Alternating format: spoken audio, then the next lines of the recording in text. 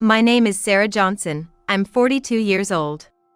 Originally, I was working for a corporation, but I quit when I got married and have since been handling the accounting for my husband's company. We're a family of 4, with my husband and our 2 kids. Today, we're finally having a family outing. We traveled a bit away from New York to an outlet at the base of Mount Rainier. My husband's company has been busy, and as the accountant, I've been swamped too. Since I rarely get to shop at my leisure, my husband, thinking of me, took the kids for a stroll, letting me enjoy some much-needed shopping time. As I was wondering where to go next, I accidentally caught sight of someone I never wanted to see again. I quickly averted my gaze, hoping not to be noticed, and subtly quickened my pace. But my wish was in vain, as I soon heard a voice I never wanted to hear again. "Is that Sarah?" I didn't want to hear his voice or see him ever again. There he was, my ex-husband, who had callously left me for another woman 12 years ago. The warm space in my heart felt a tiny black ink spot dropping in, just like back then. I wanted to erase it immediately. I didn't even look up and tried to pass by with just a nod. But my ex-husband was not the kind to let that happen. His personality hadn't changed at all since then. "What, ignoring me? Shopping alone? Wait, did you come all the way here from New York by yourself? That's sad." His devilish nature was still intact, over 40 and still mocking me with sarcastic laughter. "It's none of your business, really." I should have just ignored him and walked away, but maybe I haven't changed either, unable to do that. More than that, I knew that ignoring him would only make him louder and more bothersome, so I just wanted to keep things as calm as possible. That was all I was thinking. "Oh, sorry. We're just a happy family here, hard for you to look at, huh? Oh, this kid? He's the one from that time, 12 years already. Meanwhile, you're still the same? Well, I guess no one would want an infertile old woman. 42 and single, I pity you." He always talked too much, saying whatever he wanted, regardless of anyone else's feelings. He was probably trying to show off his child to the me in his mind. Standing there was a well-groomed boy with an air similar to that notorious woman. It was a relief, or maybe not, that he didn't resemble the man in front of me at all. I couldn't help but wonder what goes on in the mind of this man who could talk so insensitively about such things in front of his own child. "Thanks, but you really don't need to worry about me, Mr. Shore." I had so much I wanted to say. Back then, I couldn't ask this man anything. But even if I had, I knew it wouldn't have changed anything, and now, it's meaningless and unwanted. So, I conceded as much as I could with that response. But this man didn't understand anything. "Huh? Worry about you? No way, that was sarcasm. You don't get it?" He laughed crudely with that woman, mocking me. The boy looked at them, his face a picture of confusion. For some reason, I felt pity for him and couldn't take my eyes off the child. Then, my ex-husband, hiding the boy behind him, yelled out, "What are you looking at? You'll rot just by looking at us." He threw a childish tantrum at me. Thanks to him, we attracted a bit of attention. I didn't want to look at them, I just wanted to leave. I had just nodded and tried to pass by, but they kept provoking me. But responding in kind would only add fuel to the fire. Even returning small words like earlier was just throwing fuel to this guy. Fully aware of this, I restrained myself to a vague, small smile. However, even that seemed to displease them, as they began to hurl more insults. No matter what, it seemed that just being me was enough to upset them. As I seriously wondered what to do, I heard a familiar, sweet voice. "Mom, do you know them?" Turning to the voice, I saw my son, Tyler, looking at me curiously. He had returned without me noticing, brought back by my husband from their stroll. My daughter, Emily, was also there.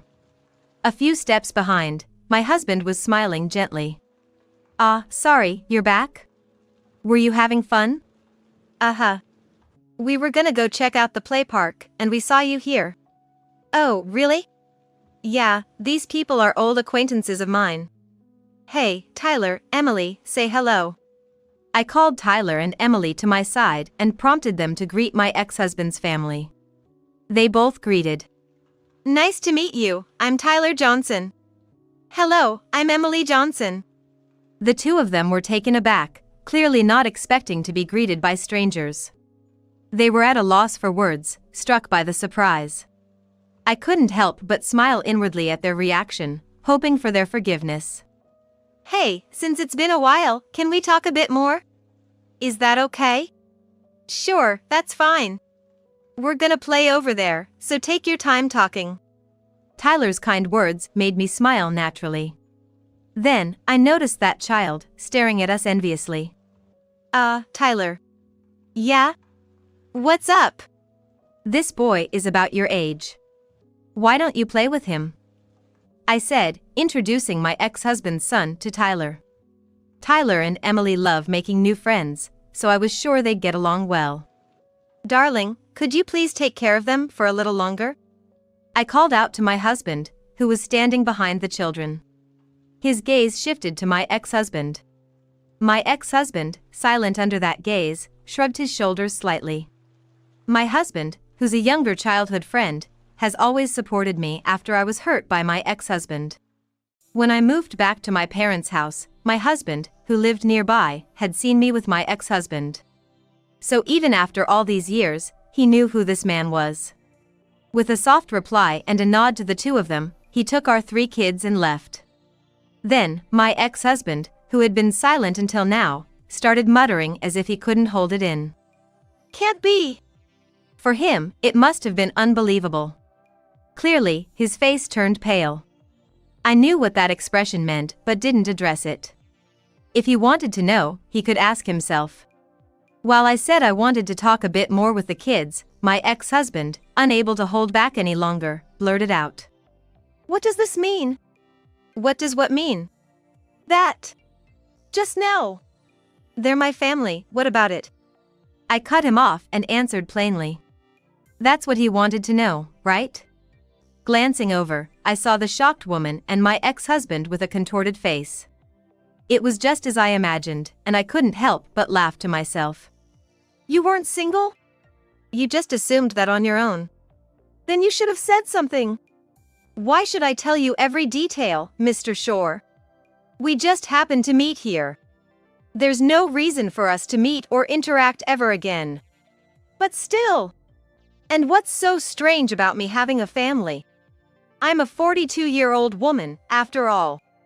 When I returned his earlier sarcastic remark, he bit his lip and looked away. I know exactly what the person in front of me wants to say. There's probably only one thing on his mind. He was bold enough to leave his wife for a mistress, but when it came to crucial moments, he was still a coward. "Something on your mind? Eh? Do you want to ask something? Huh? You look like it." His eyes flickered, showing his unease, while the woman beside him looked puzzled. If he couldn't ask, I'd tell him myself. Smiling at them, I said, "Both of them, Tyler and Emily, are my kids, born from me. Aren't they lovely? They look like me and my husband." I told them clearly and directly. My ex-husband froze, unable to process or say anything. It was the woman who reacted first. "Wait! Weren't you infertile?" Jumping right to the heart of the matter, I see. But one thing I never confirmed back then. So, my ex-husband had told this woman about the fertility treatments. But his understanding was selfish and far from the truth. "I'm sorry, but I can have children." "Eh? Did Mr. Shore tell you I was infertile? You were going to fertility treatments, right?" His one-sided assumption and conclusion. Even the fertility treatments we attended together, he thought of it as your fault. I almost sighed at the revelation. "Unfortunately, I've had tests at the gynecologist, and it's been proven. Besides, I've been pregnant twice already, so there's really nothing to prove at this point." "No way." "It's true." "So, our compatibility was just really bad?" What's the point of asking such a thing now? It's a creepy question with no real answer, and I completely ignored it. Then the woman bit back. "You're really telling the truth, right?" "What? You could have just adopted kids or something. So, after compatibility, now it's about adoption. I don't really care, but I need to make this clear. You're welcome to inquire at the gynecologist I visited, or even do a DNA test with my kids. I don't have any problem with that. What? Should I introduce you? Huh? After I divorced Mr. Shore, I started dating my current husband and married him 6 months later. We had kids soon after. So, my eggs are actually super healthy. I even got a stamp of approval from my gynecologist. Introduce what? What? Why do I have to be introduced to your gynecologist by you? The woman's face twisted as she snapped back. My words had hit a nerve with this simple-minded person. Well, you don't have a second child, right? What? Mr. Shore always said he wanted 3 kids, so, should I introduce you? They probably never imagined someone like me would say something like that. Both were speechless, frozen in place. Whether they didn't intend to have another child or couldn't, it was clear from their reactions. Their faces, previously contorted, quickly became docile. So, may I ask you something? I said, and they just turned their eyes towards me, still frozen. Whether they were wary or something else, well, that's none of my business, but I was about to confront a suspicion I had been carrying alone for over 10 years. There's something I've been wondering about for a long time. What is it? Can I say it? Their wariness intensified. Struggling to keep a straight face, I calmly said to them, "Is that child really Mr. Shore's?" What? That child, is he really Mr. Shore's son? It's important, so I said it twice. Those seemingly casual words turned out to be a massive bombshell. The woman went pale without a word, and my ex-husband's face turned bright red in anger. What? Are you kidding me? You heard it too, didn't you? He's my child. The child Jennifer and I made with love, I told you that before. He started shouting again in the middle of the outlet. Given the nature of the topic, we drew a lot of stares. The woman, either embarrassed or wanting to escape, quickly hid behind my ex-husband. Of course, I heard that. More than enough. Then. But you see. As my ex-husband tried to deny my words, I quickly interjected. I had to deny that because I know it's not true. My ex-husband, looking puzzled, probably couldn't even imagine what I was talking about. I briefly reminisced about the final days of our marriage, where such confusion was the norm, and felt a thin veil of emotion cloud my vision. It's not that I felt sad anymore, but recalling those days when I carried everything on my own made me feel a bit vulnerable. Shaking off that brief moment of weakness, I faced them again. Huh? What does that mean? Well, it's kind of late now. What are you talking about? Should I say it? Just spit it out. Hurry up, you crazy woman. His insults, so familiar, made me wonder if that's all he knew. Yeah, I was just trying to be considerate of you, Mr. Shore. Huh? If you really want to know that you're infertile, I can tell you in great detail. At my words, my ex-husband looked completely stunned, and the other woman let out a silent scream. As expected, all the color drained from her face. What's the matter? I thought you wanted to know. Why the shock and loss of color? What's wrong? I spoke a bit louder, deliberately, as the two of them grimaced. Well, of course. He left me for Jennifer because she had his child, but if he's infertile, it completely turns the story on its head. Hey, you're kidding, right? His voice was barely a whisper. He would want to think so, but facts don't change. I enlarged an image on my phone that I'd kept just in case a day like this would come and showed it to them. This is Mr. Shore, remember? The test you took during our fertility treatments. Ah. He probably didn't remember. Or had denied it so much it was erased from his memory. My words must have jogged his memory. He glanced down briefly, showing a bitter expression. Back when we were undergoing fertility treatments, the doctor had suggested testing the male side as well. But my husband, who blamed me for our inability to conceive, was not enthusiastic about it. However, he couldn't refuse a strong request from the doctor. In a way, his cowardly nature was a blessing then. But eventually, before the results came out, Jennifer's issue surfaced, and he left me. I ended up hearing the results alone. The doctor was kind, and I couldn't just ignore it after the divorce. I was shocked when I went to hear the results. Mr. Shore was infertile. After all, shortly before, he came to report that they had conceived a child and left me. Was a natural reaction, right? Right, Jennifer? The woman, called by her name for the first time today, struggled to compose her frozen expression. My ex-husband, fixated on the phone screen, turned to look at the pale-faced woman and asked curtly, "Did you lie to me?" Did you lie to me? Well, that's... If I'm infertile, I can't have children. Now that I think about it calmly, we only had intimate relations properly once before the supposed pregnancy. And even then, we used protection. Every other time, I was too drunk to even finish.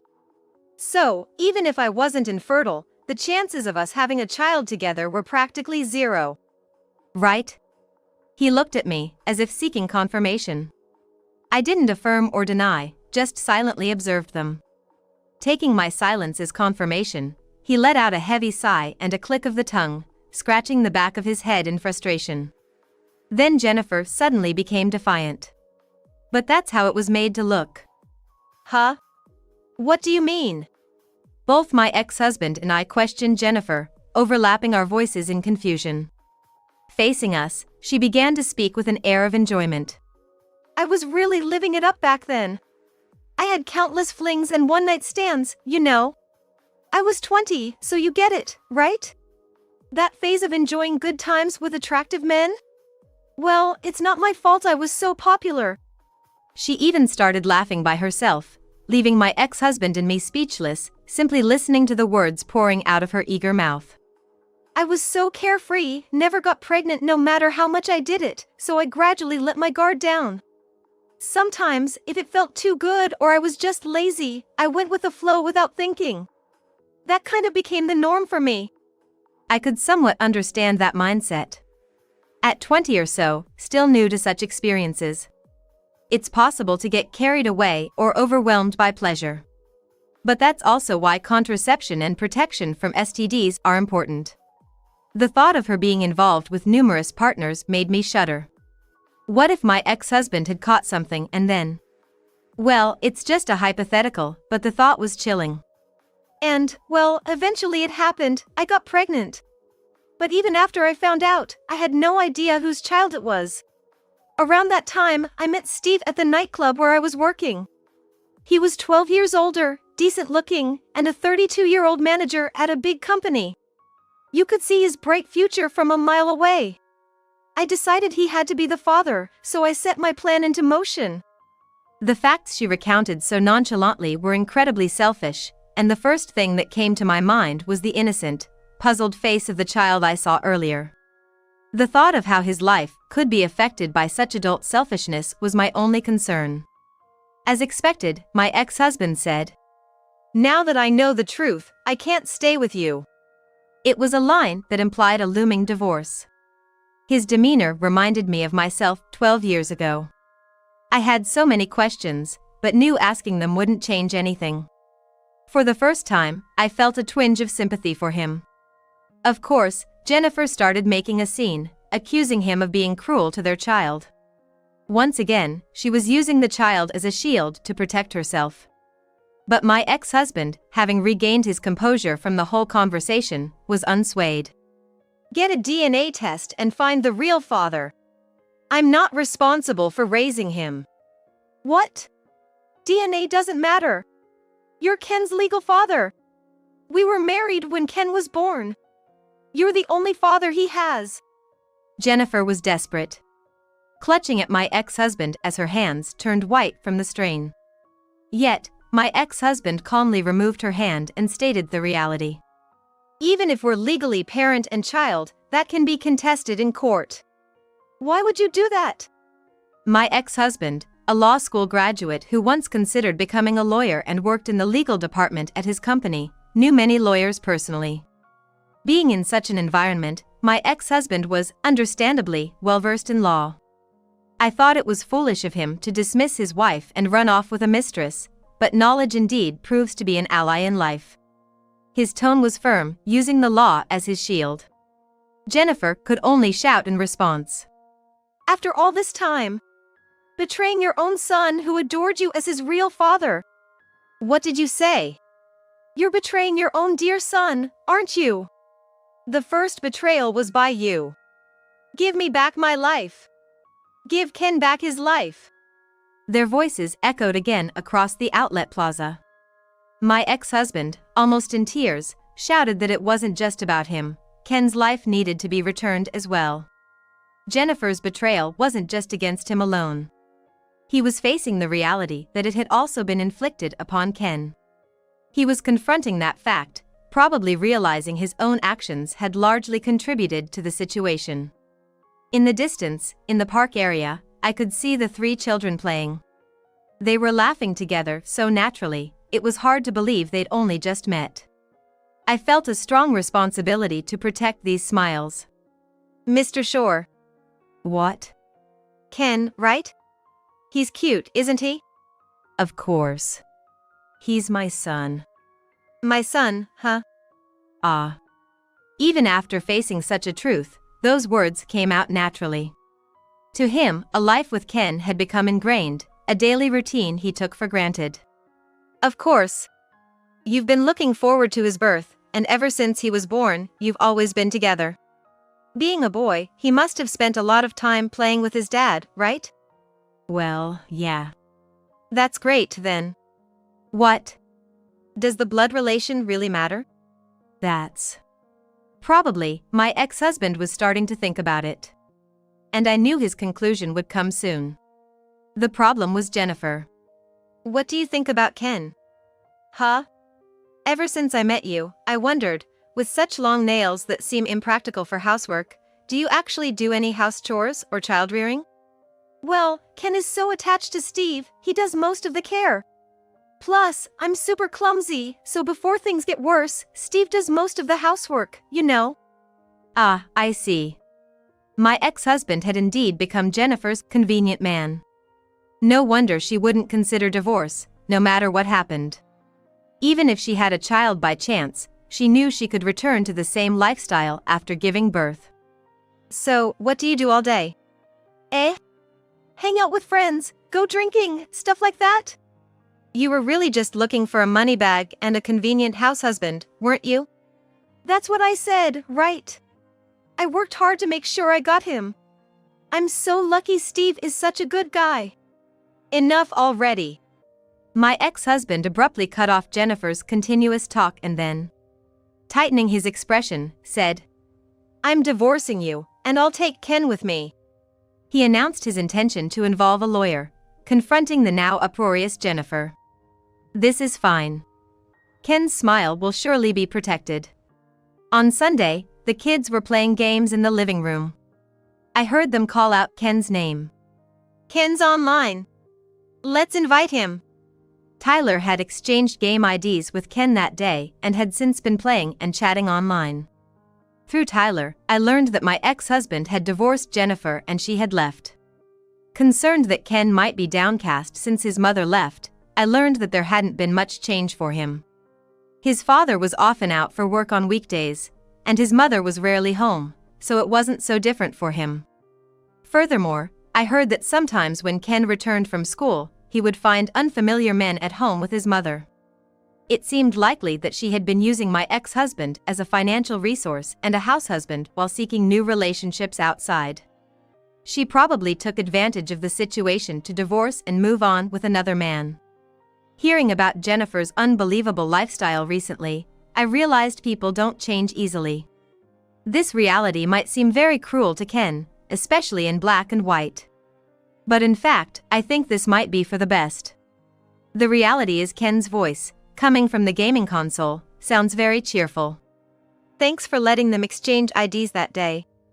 I said to my husband, seated across from me, who smiled warmly at the sound. It was my husband who naturally accepted Tyler's request in the park. Yeah, they seemed really happy.